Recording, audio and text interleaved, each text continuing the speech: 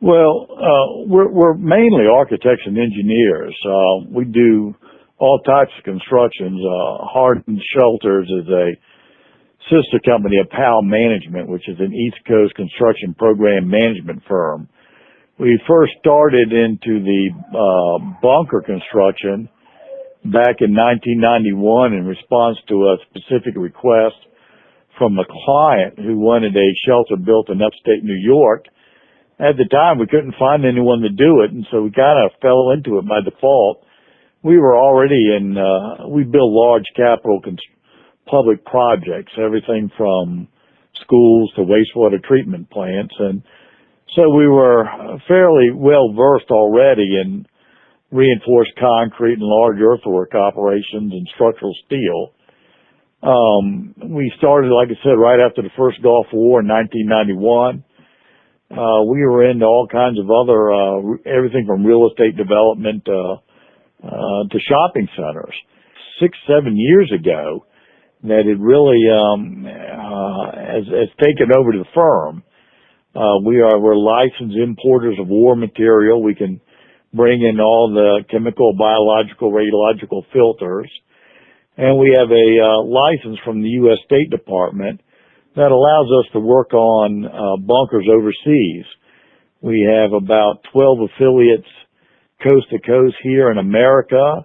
We have a large European operation, operation in Great Britain, an office in Bahrain, and we just recently opened an office in Australia, New Zealand.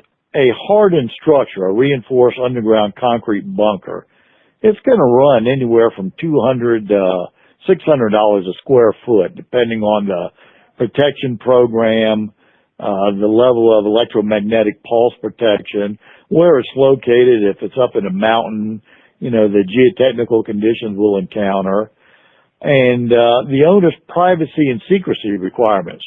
About half of our business is reinforced structures, fortified homes for people who are mainly for economic collapse is what the protection program is all about. And I'd say that's probably 55% of our work. These are houses like you see in the interactive video. The homes look like a regular house. They're ballistic rated, usually to a UL rating of 5, which is one round of an AK-47.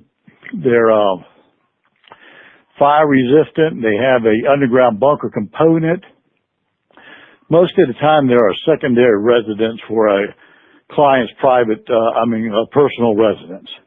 The good thing is that most foreign countries, they all want American engineering, and we design everything to DoD, Department of Defense specs, but generally speaking, we always have to team up with a local general contractor, either a Jordanian contractor, a Saudi, Turkish, because their labor costs are so much lower.